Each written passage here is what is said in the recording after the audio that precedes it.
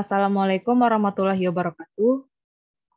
Baiklah, pada kesempatan kali ini Uni akan menjelaskan pengolahan data modul 2 tugas proyek STAPI 2, yaitu regresi berganda dan sederhana menggunakan software SPSS. Baiklah, untuk yang pertama yaitu regresi linear berganda. Di sini Uni menggunakan data peramalan harga komoditi kopi Arabica dari tahun 1990 sampai 2014, yang mana terdapat 5 variabel bebas dan periode data sebanyak 25. Selanjutnya kita masuk kepada evaluasi model dengan asumsi klasik. Model regresi linear dapat disebut sebagai model yang baik jika model tersebut memenuhi kriteria Blue. Dengan model regresi yang diinginkan, yang pertama berdistribusi normal, tidak terdapat gejala autokorelasi, tidak terdapat gejala multikolinearitas, tidak terdapat gejala heteroskedastisitas, linearitas terpenuhi, rata-rata kesalahan pengganggu bernilai 0, dan seluruh variabel independen tidak berkorelasi dengan kesalahan pengganggu. Kita masuk ke uji normalitas, yang mana uji ini digunakan untuk menentukan apakah suatu model berdistribusi normal. Dapat dilihat dari probability plot dan histogram residual, serta dapat menggunakan uji Kolmogorov-Smirnov. Terdistribusi normal dengan uji Kolmogorov-Smirnov jika nilai asymptotic significance to tail-nya besar dari 0,05. Baiklah, kita masuk kepada pengolahan data. Di sini data Uni kopikan dari Excel. Dan jika rekan-rekan mengopikan data dari Excel, terdapat nilai desimal, maka tandanya diubah menjadi titik. Kita masuk pada software. Berikut merupakan tampilan software SPSS, dan kita kopikan data ini pada data view. Pada bagian variable view, kita dapat mengatur si variabel tadi. Seperti bagian nama, kita ganti namanya menjadi nama variabel.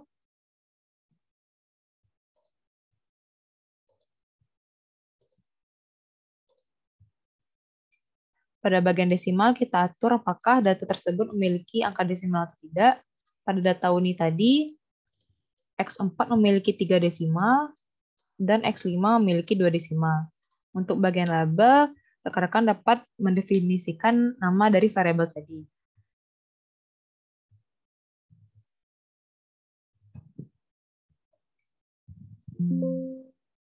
Baiklah, Uni lengkapi terlebih dahulu. Setelah kita definisikan nama variabelnya, pada bagian measure ini kita ganti menjadi scale, karena berupa angka yang akan kita olah. Nah, sehingga pada data view akan muncul seperti data yang kita inginkan.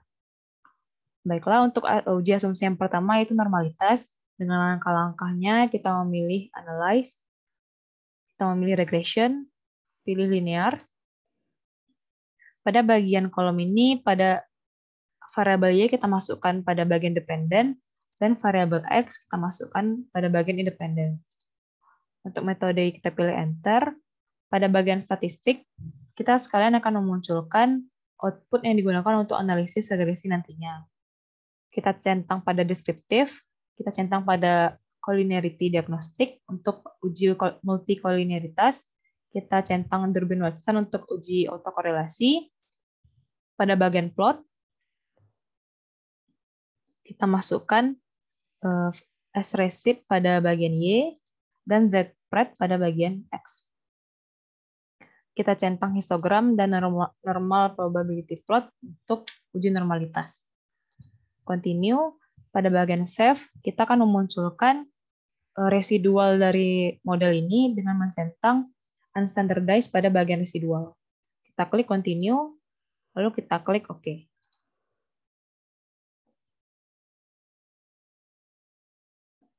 Maka output akan muncul pada halaman output. Nah, pada bagian uji normalitas, kita akan fokus pada histogram dan probability plot. Ini pindah ke PPT tadi. Dapat kita lihat bahwa titik-titik di probability plot ini mengikuti si garis. Maka dapat disimpulkan bahwa data ini, model ini berdistribusi normal. Atau dapat kita lihat pada histogram, yang mana datanya berbentuk mengikuti bentuk lonceng atau seperti kurva normal, sehingga dapat disimpulkan bahwa model ini berdistribusi normal. karena gambar ini bersifat subjektif, maka kita juga dapat mengujinya menggunakan uji Kolmogorov-Smirnov dengan langkah-langkah seperti berikut. Kita klik Analyze, kita klik Non-Parametric Test. Sebelumnya, karena kita checklist variabel residual tadi, maka akan muncul variabel residual di bagian data view. Kita lanjutkan, kita klik Analyze, kita klik Non-Parametric Test, kita pilih Legacy Dialogs, kita pilih One Sample KS. Nah, pada bagian sini kita masukkan variabel si unstandardized residual tadi ke kolom test variabel, dan kita centang normal, dan kita klik OK. Sehingga output-nya akan muncul. Untuk analisisnya, kita fokus kepada nilai yang unilingkar dengan unilingkar yang berwarna merah. Nilai asymptotic significance-nya sebesar 0,2, yang mana besar dari 0,05. Maka dapat dinyatakan bahwa model regresi tersebut berdistribusi normal, sehingga asumsi normalitasnya terpenuhi. Selanjutnya masuk kepada uji autokorelasi. Uji ini digunakan untuk menguji apakah ada korelasi antar kesalahan pengganggu atau residual. Digunakan pada data time series atau data yang memiliki runtun waktu. Dapat kita lakukan menggunakan uji metode Durbin-Watson, yang mana yang kita harapkan itu tidak terdapat gejala autokorelasi jika nilai DU kecil nilai Durbin-Watson kecil dari nilai 4 kurang DU. Atau untuk kriteria hasilnya dapat kita lihat di tabel berikut. Jika hasilnya tidak dapat diputuskan, maka kita dapat menggunakan uji Rantes, yang mana tidak terdapat gejala autokorelasi jika nilai asymptotic significance-nya besar dari 0,05. Kita masuk pada data tadi. Kita lihat pada bagian output, karena kita telah mencentang Durbin-Watson tadi, maka akan muncul pada model summary, yaitu nilai Durbin-Watson-nya. Kita pindah ke PPT. Nah, di sini kita akan menghitung nilai si Durbin-Watson. Itu dengan K sama dengan 5, K ini merupakan jumlah variabel bebas dengan N yang sama dengan 25. Untuk nilai DU dan nilai DL, kita dapatkan dari tabel. Itu tabelnya sebagai berikut. Nah, di sini dapat kita lihat untuk jumlah variabel bebasnya itu 5 dan periodenya 25, sehingga nilai DL-nya 0,953 dan nilai DU-nya 1,89. Untuk nilai Durbin-Watson-nya, yaitu nilai yang terdapat pada output, nilai 4 kurang DU-nya 2,1137, 4 kurang DL sama dengan 3,047. Berdasarkan data di atas, dapat disimpulkan bahwa nilai Durbin-Watson ini berada di antara DL dengan DU. Berdasarkan tabel tadi, jika nilai Durbin-Watson-nya berada pada rentang tersebut, maka hasilnya tidak dapat diputuskan. Maka kita dapat melakukan uji Rantes untuk menguji autokorelasi ini. Kita pindah pada data view tadi. Untuk melakukan uji Rantes, kita klik Analyze, kita klik Non-Parametric Test, kita klik Legacy Dialogs, kita klik Runs. Pada bagian ini kita masukkan variabel residual tadi ke bagian test variable list.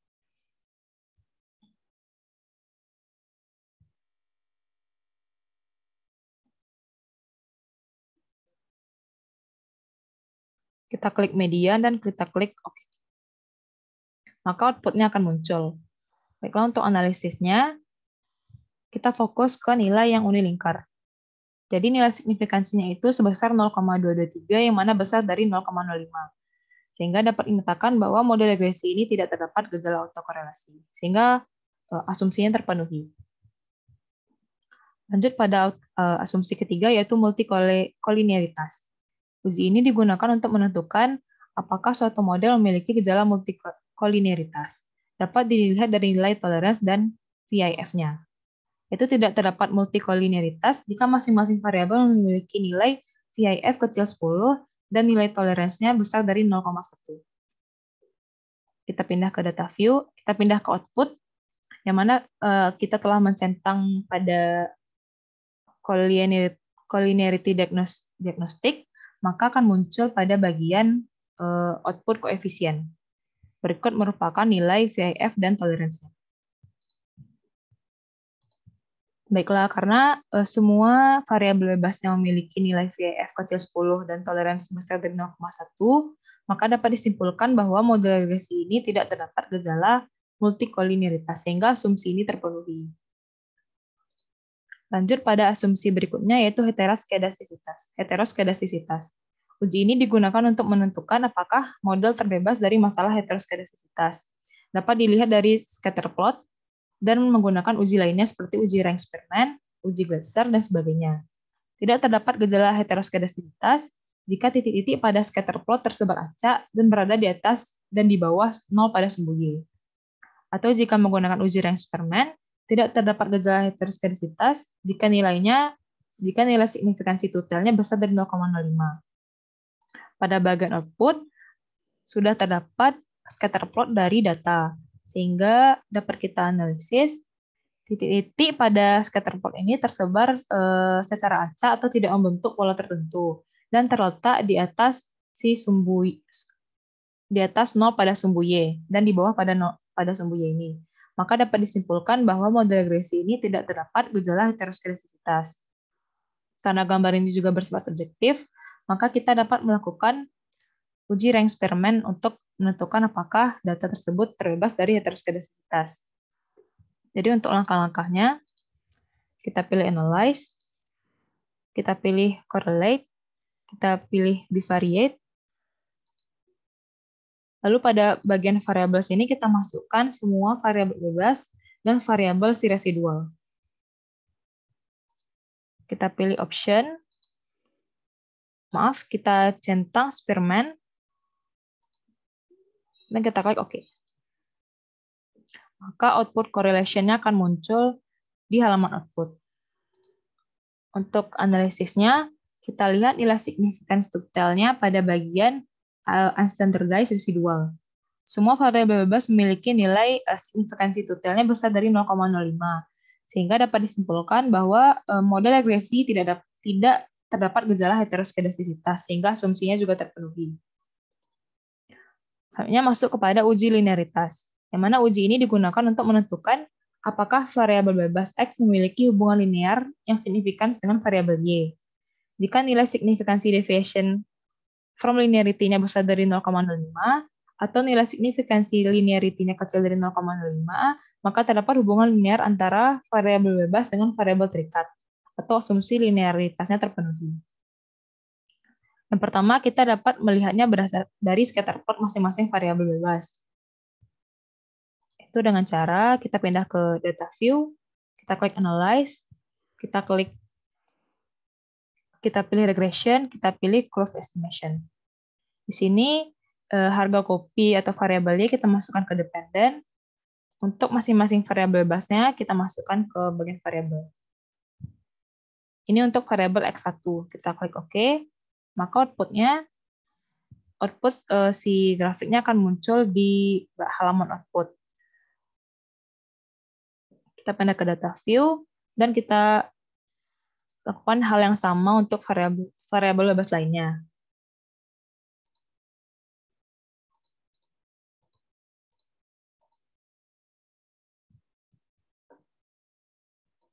Jadi berdasarkan scatter plot ini dapat disimpulkan bahwa data itu tersebar secara acak dan mengikuti si garis, maka masing-masing variabel bebasnya linear terhadap variabel Y.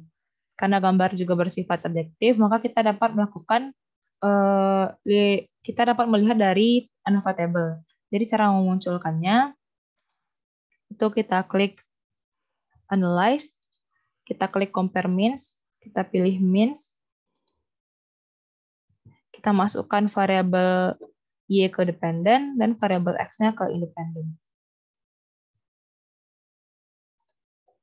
Kita pilih option, kita pilih median, dan kita centang pada test for linearity. Kita klik continue, kita klik OK. Nah, pada bagian output muncul tulisan to view cases atau yang berarti bahwa SPSS ini tidak bisa melakukan uji linearitas karena masing-masing nilai variabel X itu berjumlah 1 di tiap-tiap nilainya. Sehingga SPSS tidak bisa menguji ini.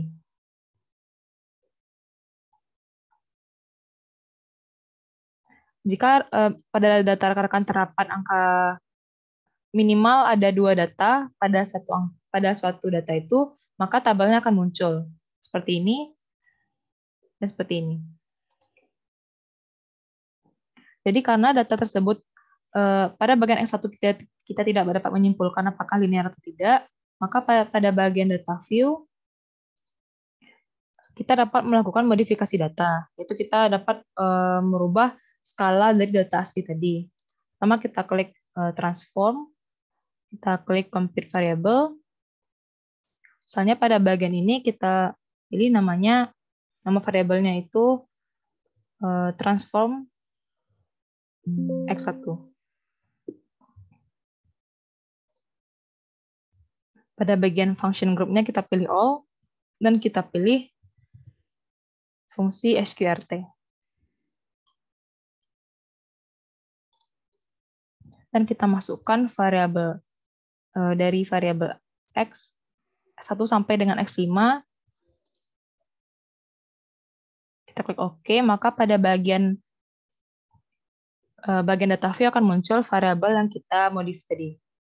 Setelah kita modif, kita akan mencoba uji lagi menggunakan uji linearitas tadi. Kita klik analyze, kita klik compare means, kita klik means, dan untuk di sini kita uji satu-satu.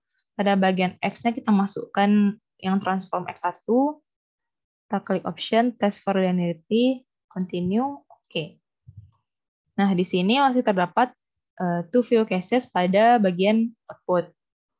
Maka jika masih terdapat two view cases setelah kita lakukan modif data, kita dapat mengelompokkan data seperti membuat tabel distribusi frekuensi. Jadi caranya itu seperti kita klik transform, kita klik record into different variables.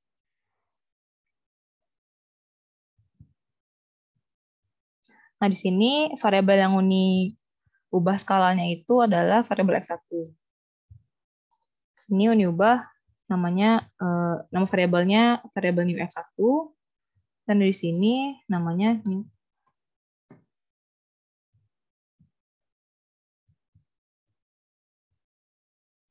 Change. Ini klik ini. Nah, bagian di sini kita tentukan range dari data tersebut.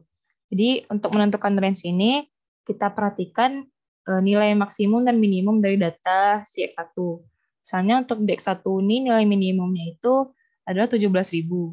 Nah, di sini Uni gunakan dengan rentang 3.000 data sampai dengan 20.000. Untuk value-nya kita kasih 1. Berarti ini menunjukkan, kita klik add, data antara 17.000 sampai dengan 20.000, maka data tersebut masuk ke kelas 1. Begitu seterusnya untuk kelas yang lain sampai terpenuhi nilai maksimum dari data. Kita klik 2.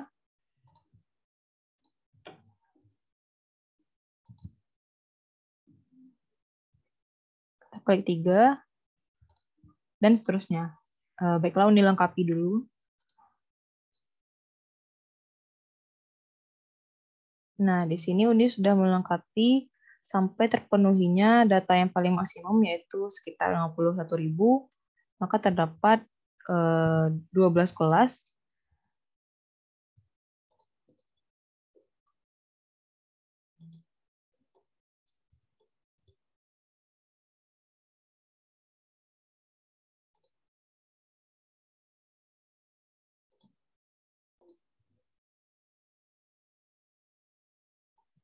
Selanjutnya kita klik continue, kita klik OK. Maka pada bagian data view muncul variabel baru new X1. Oke, kita dapat atur di sini lagi. Variabel desimalnya 0, dan yang ini kita ganti dengan scale. Nah, maka kita akan melakukan uji linearitas pada X1 yang baru. Kita klik analyze, kita klik compare means, kita masukkan data X1 yang baru tadi. Kita centang test for linearity, kita klik OK. Nah, pada bagian output sudah muncul tabel untuk X1, tabel ANOVA untuk X1. Sehingga untuk analisisnya,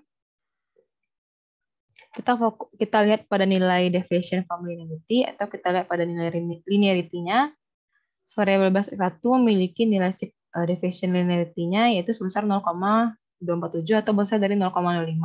Sehingga maka dapat disimpulkan X1-nya linear terhadap Y.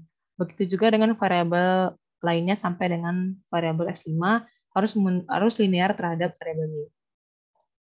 Di sini juga dicobakan pengelompokan data di variabel X4 dengan hasilnya juga sama, nilainya besar dari 0,05 sehingga X4-nya juga linear terhadap Y.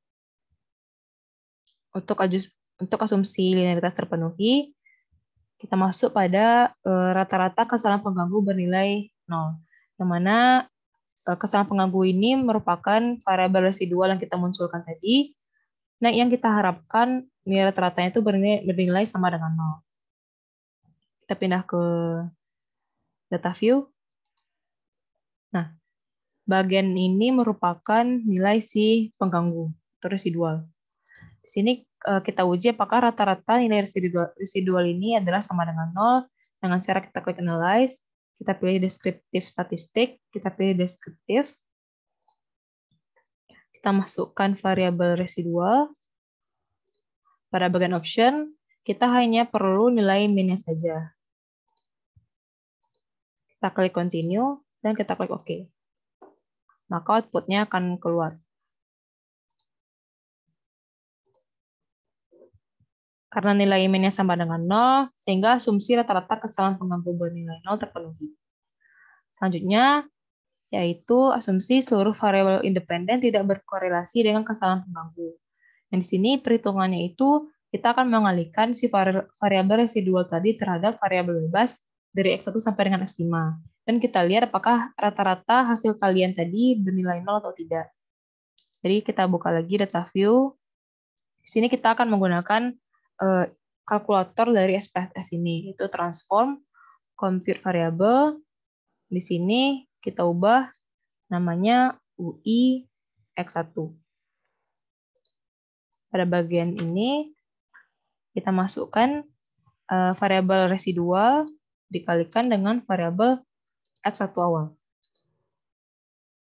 Kita klik OK. Maka pada bagian data view akan muncul kolom UI X1.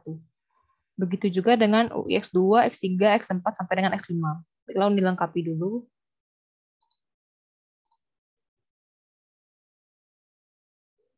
Oke, sudah sampai dengan X4. Ulangi caranya, kita pilih transform, compute variable, berarti variabel X5 yang belum, kita gantikan dengan X5. Kita klik OK. Nah, maka sudah muncul hasil perkalian antara si residual dengan setiap variabel bebas. Selanjutnya kita klik analyze, kita klik descriptive statistik, kita pilih descriptive. Di sini kita masukkan si variabel UX1 sampai dengan UX5 ke kolom variabel. Kita pilih min-nya saja, continue, kita klik OK. Maka output-nya akan keluar di halaman output. Kita pindah ke PPT. Dapat dilihat bahwa seluruh nilai si UI X1 sampai dengan UI X5 itu bernilai min-nya sama dengan 0, sehingga asumsi seluruh variabel independen tidak berkorelasi dengan kesalahan pengganggu terpenuhi. Sehingga dapat disimpulkan bahwa 7 asumsi yang kita bahas tadi terpenuhi pada model regresi ramalan Copialia Arabica. Setelah semua asumsi terpenuhi, kita dapat melakukan analisis regresi linear yang sudah ditampilkan pada output. Kita pindah ke atas. Nah, di sini sudah muncul bagian descriptive statistik, bagian correlation, bagian model summary, ANOVA, coefficient, dan sebagainya yang dapat kita analisis. Seperti bagian coefficient determinasi. Kita lihat pada bagian model summary, bagian R-square. Di mana koefisien determinasi ini digunakan untuk mengukur seberapa baik model dapat menjelaskan hubungan antara variabel bebas dengan variabel terikatnya. Dengan nilai 0,91 atau 91,1%, variabel Y dapat dijelaskan oleh variasi variabel bebas, sedangkan 8,9% sisanya dijelaskan oleh faktor yang tidak diketahui. Ini menggambarkan bahwa model tersebut dijelaskan hubungan variabelnya sangat baik. Selanjutnya pindah ke koefisien korelasi. Kita juga menggunakan bagian dari model summary tadi pada bagian R, yang mana koefisien korelasi ini digunakan untuk mengetahui keratan hubungan antar variabelnya. Itu dapatkan nilai koefisien korelasinya sebesar 0,954, yang menggambarkan bahwa hubungan antar variabel bebas dengan variabel terikatnya adalah sangat kuat. Kita lakukan uji hipotesis T, kita lihat pada bagian koefisien di output, kita fokus pada nilai signifikansinya, yang mana terdapat H0 dan H1, yaitu pada H0, variabel bebas ke J tidak signifikan berpengaruh terhadap variabel terikat. Untuk H1, variabel bebas ke J signifikan berpengaruh terhadap variabel terikat. Yang mana uji hipotesis T ini kita melihat satu-satu dari tiap variabel, secara terpisah atau secara parsial. Yang mana untuk kriterianya tolak H0 jika nilai signifikansinya kecil dari alfa. Yang mana alfa kita gunakan yaitu sebesar 0,05. Untuk X1-nya kita lihat nilainya sebesar 0,194, yaitu besar dari 0,05, sehingga diputuskan gagal tolak H0 dan X1 tidak signifikan mempengaruhi Y. Begitu seterusnya sampai dengan X5. Kita pindah ke uji F, yang mana uji F ini kita dapat lihat pada bagian ANOVA. Kita fokus pada nilai signifikansinya, terdapat juga hipotesis H0, yaitu semua variabel bebas secara simultan tidak berpengaruh terhadap variabel terikat. Untuk H1, semua variabel bebas secara simultan berpengaruh terhadap variabel terikat. Untuk kriterianya, tolak H0 jika nilai signifikansi kecil dari alfa atau 0,05. Dapat dilihat bahwa nilai signifikansinya itu sebesar 0, yang mana kecil dari 0,05, sehingga diputuskan tolak H0, dan semua variabel X secara simultan berpengaruh terhadap variabel Y. Selanjutnya kita pindah ke regresi linear sederhana. Yang mana pada teknis terdapat dua kategori untuk pengolahan data regresi linear sederhana. Untuk bagian pertama yaitu variabel bebasnya merupakan waktu dan variabel terikatnya merupakan harga komoditi. Yang mana waktu di sini kita ambil periodenya 1 sampai dengan 25. Untuk pengolahan datanya kita pilih halaman baru. Nah, di sini kita ambil periodenya merupakan X.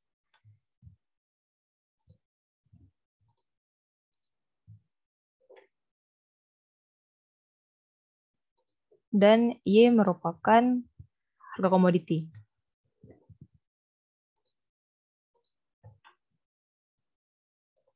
Di sini dapat kita definisikan, ini X, ini Y.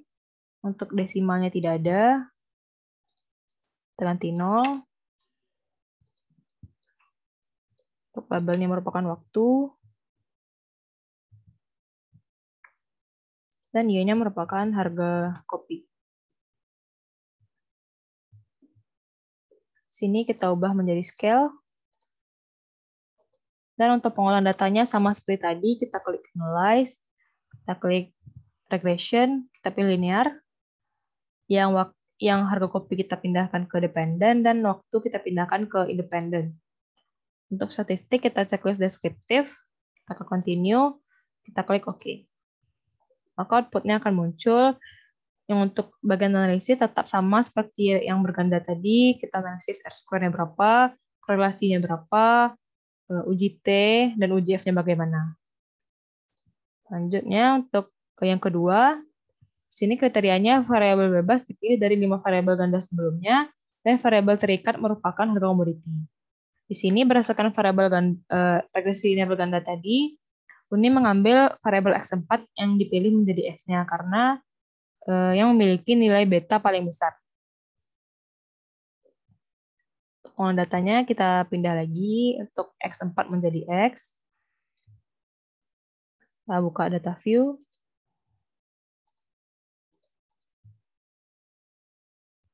Kita atur desimalnya, ada 3 desimal pada X4.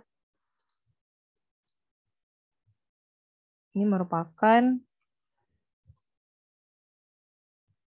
harga kopi dunia.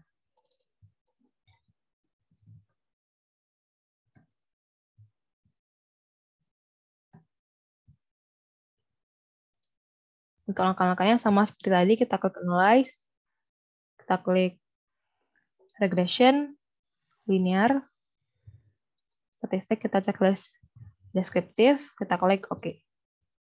Maka output yang akan kita analisis akan muncul, dan bagian yang dianalisis adalah sama seperti regresi berganda sebelumnya. Baiklah, jadi untuk kesimpulannya, setelah rekan-rekan menentukan data yang akan diregresi, rekan-rekan harus menguji data tersebut dengan 7 asumsi klasik yang tadi. Dan ketujuhnya harus terpenuhi. Jika terdapat salah satu yang tidak terpenuhi, maka rekan-rekan harus melakukan penyembuhan data, yang mana penyembuhan data ini dapat rekan-rekan pelajari sendiri. Baiklah, sekian dari pembahasan pengolahan data modul 2 menggunakan software SPSS. Terima kasih atas perhatiannya, dan Uni mohon maaf atas segala kekurangannya. Assalamualaikum warahmatullahi wabarakatuh.